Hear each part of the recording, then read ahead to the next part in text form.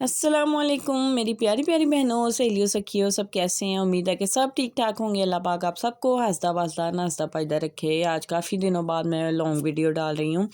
तो जी ये आप कह रहे होंगे कि यहाँ पे पत्ते कहाँ से इतने फैलाए हुए हैं। तो ये ना मेरे हाइबिस्कस का पौधा है काफ़ी पुराना, तो इस पर मिलीबग्स का अटैक बार बार हो जाता है।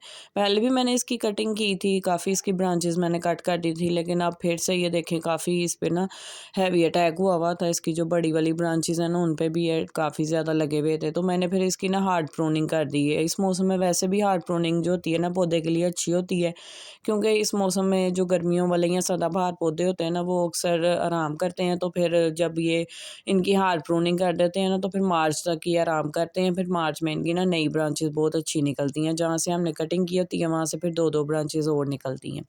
इस वजह से मैंने इसकी सारी फिर प्रूनिंग कर दी थी। अब इंशाल्लाह मार्च में ना ये अच्छे से ग्रो करेगा। और यहाँ पे मैं अब चिकन लेके बैठ गई थी। यहाँ पे चिकन आया हुआ था, तो चिकन में से मैंने ना ब्रेस्ट के जो फ़िले हैं ना वो ऐसे ही करवा लिए हुए थे। इसका मैंने ना स्ट्रिप्स बनानी थी बच्चों के लिए और साथ में शामियाँ बनानी थी। 2 ब्रेस्ट है ना, दोनों रेसिपीज़ बहुत अच्छी, काफ़ी अच्छी क्वांटिटी में ना बन जाती हैं।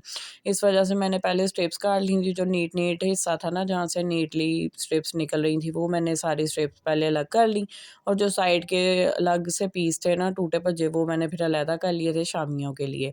यहाँ पे आप अपनी मर्ज़ी का साइज़ रख सकते हैं, थोड़े बड़े भी रख सकते हैं। मैंने पतले रखे थे ताकि फ्राई होते हुए ना आराम से ये गल जाएँ, ताकि इनके गलने की टेंशन ना हो। शामियाँ तो सबको बनानी आती हैं। दाल मैंने भिगो दी हुई थी, उसमें मैंने चिकन डाल दिया था, साथ में हम अपनी मर्ज़ी के स्पाइसेस डाल देंगे घर के, नमक, मिर्च, हल्दी, ज़ीरा, सूखा धनिया, गरम मसाला, प्याज़, लहसुन, अदरक का पेस्ट, हरी मिर्च साबुत, सारे मसाले डाल के, साबुत मसाले गरम अपनी मर्ज़ी है आपकी वो डाल दें। डाल के हमने इसमें थोड़ा-सा ऑयल साथ डाल के और पानी अपने प्रेशर के हिसाब से डाल देना। प्रेशर आपको गंदा लग रहा होगा, ये गंदा नहीं था। मैंने इसमें दाल पकाई थी, तो मैंने फिर दाल निकाल दी कि इसमें फिर ज़ाहिर है सीटी लगानी थी, तो मैंने फिर इसी प्रेशर को ना यूज़ कर लिया था दाल निकाल के। तो इसको मैंने अब सीटी लगा दी है, ये गल गया सारा कुछ, और इसको मैंने अब मैश करके इसमें धनिया, पुदीना, हरी मिर्च, अपनी मर्ज़ी की गरम मसाला वगैरह डाल के नमक मिर्च चख ली थी, और फिर मैंने शामियाँ बना ली थी। ये शामियाँ फ्रीज़र में पड़ी हों ना तो बहुत आराम लगता है, खाने की टेंशन ही नहीं रहती कोई भी। बच्चों ने भी ये नहीं खाना, वो नहीं खाना जब करते हैं ना तो शामी दे दें, बर्गर दे दें, सैंडविच दे दें, जो मर्ज़ी बना के दे दें। इधर मैं इसकी तरफ आ गई थी स्ट्रिप्स की तरफ। ये ज़िंगर बनती हैं, क्रिस्पी बड़ी मज़े की होती हैं।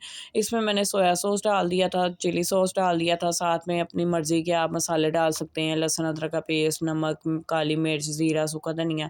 आप देसी मसाले भी डाल सकते हैं और चाइनीज़ भी डाल सकते हैं। मैंने थोड़े मिक्स से डाले थे। बच्चों के लिए मैंने बहुत कम स्पाइसी रखी थी। आप इसमें ना तिक्का मसाला वगैरह डाल के ज़्यादा-सा हरी मिर्चों का पेस्ट डाल के इसको काफ़ी स्पाइसी भी कर सकते हैं अपने बच्चों के या मेहमानों के टेस्ट के हिसाब से। थोड़ी-सी मैंने इसमें ना इटालियन हर्ब्स डाली थी, मिक्स जो हर्ब्स होती हैं ना वो डाल दी थी, इनसे बड़ा अच्छा फ्लेवर आता है। साथ में 1 अंडा डाल दिया था और दड़ा मिर्च थोड़ी-सी डाल दी थी। ये बहुत ही ना माइल्ड फ्लेवर की बनी थी, फीकी-फीकी सी, बच्चों ने शौक से खा ली थी। अगर बड़ों के लिए आप बनाएँ ना तो इसमें हरी मिर्च का पेस्ट आप डालें, साथ में ज़्यादा काली मिर्च, और साथ में ना आप तिक्का मसाला भी डाल लेंगे ना तो बहुत ज़्यादा अच्छी और करारी बनेगी। इसको बस मैंने मैरिनेट कर दिया था। ये अगले दिन अब मैं इसकी कोटिंग कर रही हूँ। पूरा दिन ये अच्छे से मैरिनेट हो गई थी, तो फिर बहुत अच्छा ना इसका फ्लेवर आता है।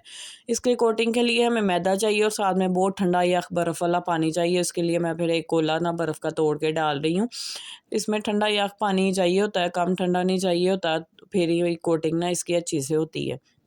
मैदे में आप सीज़निंग कर सकते हैं अपनी मर्ज़ी के हिसाब से। वही बात, अगर आपको स्पाइसी पसंद है तो आप इसमें भी दड़ा मिर्च, काली मिर्च, नमक वग़ैरह डाल सकते हैं। मैंने सिर्फ़ बेकिंग पाउडर डाला, और बेकिंग पाउडर लाज़मी है। अगर आप बेकिंग पाउडर नहीं डालेंगे ना तो जो इसके ऊपर वो क्रंच आता है ना वो सख्त सा होगा, वो क्रिस्पी नहीं होगा। तो अगर आप बेकिंग पाउडर डालेंगे तो फिर वो बहुत अच्छा क्रिस्पी सा इसका ना ऊपर से कोटिंग हो जाएगी। बस सिंपल आपने मैदे में इसको कोट कर लेना है एक-एक स्ट्रिप को उठा के, और फिर इसको ना मैंने थोड़ी-थोड़ी ऐसे ही करके ना मैदे में, ताकि मेरे बार-बार हाथ गीले और सूखे में जाएँगे ना तो वो मैदा चिपक जाता है बहुत ज़्यादा। इसलिए मैंने ये स्ट्रेनर ले लिया था, इसमें मैंने सारी स्ट्रिप्स को डाला और ऐसे पानी में ना 5 सेकंड के लिए डिप करके तो बस इसको निकाल लेना, और फिर फ़ौरन ही ना मैदे में डाल के दोबारा इनको अच्छे से हाथों से ना मसल के तो हमने कोटिंग कर लेनी है। इस तरह ही सारी कोटिंग कर लेनी है बड़ी अच्छी ना, ऐसे इसको झाड़ लेना है एक्स्ट्रा मैदा।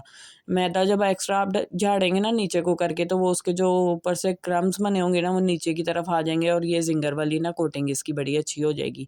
आप चाहें तो इसकी 2 से 3 कोटिंग कर सकते हैं। मैंने इस तरह बस 1-1 ही की थी, उससे बहुत अच्छा ना क्रिस्प आ जाता है।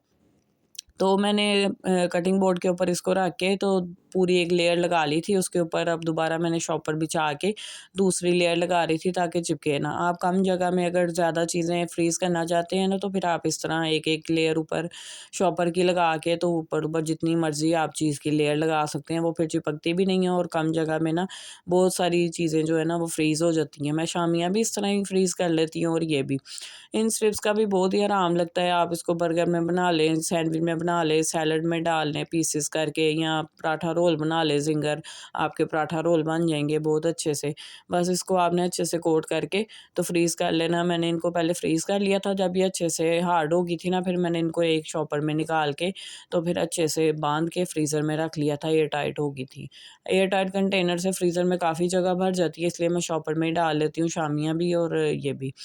और वैसे भी आजकल फ्रीज़र में काफ़ी बर्फ़ जमी हुई है, तो मैं फिर ना आराम से शॉपर में ही सारा कुछ डाल के फ्रीज़ कर लेती हूँ। मेरी आवाज़ से आपको लग रहा होगा भागो-फूर की आवाज़ है। बस मेरा गला काफ़ी दिनों से ख़राब हुआ जब मैं अपनी नंद के घर गए थे ना, वहाँ पे मैंने फ़ांटा पी ली। तो उसकी वज़ह से ना मेरा इतना गला पकड़ा गया, अगले दिन से मेरा गला इतना ख़राब हो गया और फिर ऊपर से हम लोग परहेज़ भी नहीं करते, दोबारा से ठंडी बोतलें और ये वो चीज़ें सारा कुछ ही चल रहा होता है।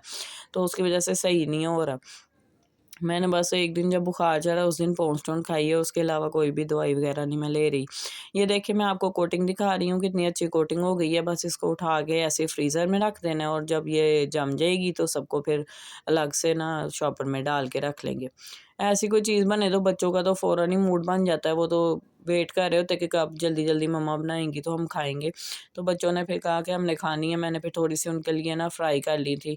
फिर ये मैं आपको ना इसकी फाइनल लुक भी दिखा रही हूँ, बहुत मज़े की होती हैं, केचअप के साथ खाएँ या आप किसी भी सॉस के साथ खा लें। मैंने फिर इसके ना बर्गर भी बनाए थे, तो मैंने एक क्लिप उसका भी आपके लिए शूट कर लिया कि आप इसमें आराम से बर्गर भी बना सकते हैं। ये भी शामियों की तरह मल्टीपर्पज़ होती है, कोई मेहमान आ जाए, बच्चों के लंच का मसला, सारी चीज़ों का ना मसला हल हो जाता है। ये 2 चीज़ें फ्रीज़र में पड़ी हों ना, स्ट्रिप्स और शामियाँ, तो आप वो उस जगह पे इसको यूज़ कर सकते हैं। और एक ना चिकन ब्रेस्ट में काफ़ी सारी बन जाती हैं, बाज़ार में तो इतनी महँगी चीज़ें ये मिलती हैं। उसके बाद हम लोग गए तो डॉक्टर पे थे, लेकिन डॉक्टर की बंद था, तो वहाँ से फिर हम बाज़ार चले गए। बाज़ार से यहाँ पे ना दिल्ली गेट से हम गुज़रे थे, दिल्ली गेट जो है तो ये बड़ा प्यारा यहाँ पे ना एस्थेटिक सी वॉल इन्होंने बनाई हुई थी, हैंडीक्राफ्ट की शॉप थी। तो यहाँ पे मैंने फिर एक क्लिप शूट कर लिया था, लेकिन चीज़ें यहाँ पे सारी इतनी महँगी थी कि हमने फिर कुछ भी नहीं लिया, वैसे भी लेने का मूड भी नहीं था कोई शॉपिंग करने का। बस यहाँ पे मैंने यहाँ पे थोड़ा-सा ना क्लिप ले लिया था, तो ये अंदरून के जो रहने वाले हैं ना, उनको तो काफ़ी इन जगहों का आइडिया होगा। लेकिन अब काफ़ी इनकी लुक चेंज हो गई है, पहले बहुत और तरह के होते थे, रश वाले और अजीब से, अब ये काफ़ी खुली जगह और ना अच्छे से सेट हुई भी थी। यहाँ पे ख़ैर फिर चलते-फिरते हमने ना आराम से हम बाहर आ गए और इसकी पोनी देख के मुझे इतनी हँसी आ रही थी, मैं इसको कह रही थी तुम्हारी पोनी छोटी है और तुम्हारी लटें ज़्यादा लंबी हैं। ख़ैर इसको पोनी जो है ना ये ब्रेड बहुत पसंद है, तो फिर ये कहेगी मेरी बना दे, मैं कहती चलो ठीक है। फिर यहाँ पे ना पत्ते सूखे जो ऊपर से गिरे होते हैं ना, ऊपर चंपा का दरख्त है, उसके पत्ते गिरते रहते हैं इस मौसम में, और ऊपर एक ग्लो बेल भी है, वो भी उसके भी पत्ते सूख-सूख के ना काफ़ी गिरे होते हैं। तो मुझे तो ये ना बहुत सेन में गिरे हुए पत्ते पसंद हैं। साफ-सुथरा खुला सेन हो, उसमें ऐसे दरख्त के सूखे पत्ते गिरे हों, तो मुझे बड़ा प्यारा ना लगता है। आप लोग बताएँ आपको कैसा लगता है? इन पत्तों को भी ये है कि मैं फेंकती नहीं हूँ, मैं फिर साइड पे करके ना ऐसे पहले 2-4 जब गिरते हैं तब तो मैं इनको छेड़ती नहीं हूँ, मुझे बड़े प्यारे लगते हैं गुज़रते हुए ना, मैं देख रही होती हूँ इनको। फिर जब ये ज़्यादा हो जाते हैं ना इस तरह, तो मैं फिर इनको इकट्ठा करके एक साइड पे कर देती हूँ। ये फिर जब बिल्कुल ड्राई हो जाते हैं, बड़े-बड़े सूख जाते हैं, फिर मैं हाथ से क्रश करके तो इनको पौधों में डाल देती हूँ। ये पौधों के लिए एक तरह का मल्चिंग का काम भी कर देते हैं और फिर आहिस्ता-आहिस्ता डिकम्पोज़ होके ना खाद भी बन जाते हैं। पत्तों की खाद वैसे ही बहुत अच्छी होती है पौधों के लिए, ये ठंडी होती है। और हम ये आपको ना मैं गमलों में दिखाती हूँ, अलहदा से ना हमने वो टूटे हुए गमलों के पीसेज़ और ठीकरियाँ और ईंटें वगैरह लगाई होती हैं बिल्लियों से पौधों को बचाने के लिए। बिल्लियाँ यहाँ पे इतनी आती हैं और पौधों का बेड़ा गर्क कर देती हैं। बड़ी मुश्किल से पौधों को हमने बचाया हुआ है, वरना तो ये रोज़ आती हैं, एक-एक पौधे को ना उखाड़ के फेंक के और बाकायदा गन डाल के ना पौधों में चली जाती हैं, फिर पौधा बिल्कुल ही ना जल जाता है। तो इतनी केयर करने के बावजूद भी ना एक पौधा थोड़े दिन पहले भी हम जब मैं अपनी नंद के घर गई हुई थी, वापस आए तो वो एक पौधा उसने ना ये ठीकरियाँ भी बाकायदा नीचे गिरा के तो मिट्टी खोदी हुई थी, उसको फुर्सत से टाइम मिल गया ना हमारे गए हुए। तो ये वाला मैं आपको दिखा रही हूँ, देखो बेचारा 2 दिन में फिर बिल्कुल ही सूख गया था। हालाँकि इसमें गंद नहीं डाला हुआ था, लेकिन हो सकता है यूरिन वगैरह कर गई हो, तो ये बेचारा बिल्कुल ही ख़राब हो गया था। बाकी पौधे भी इस तरह ही, एक मनी प्लांट भी ये तोड़ गई हुई थी। तो मैं तो बस पौधों को बचाने में लगी रहती हूँ। आप बताएँ व्लॉग कैसा लगा? मिलूँगी नेक्स्ट वीडियो में, तब तक के लिए अपना ख़्याल रखें। अल्लाह हाफ़िज़।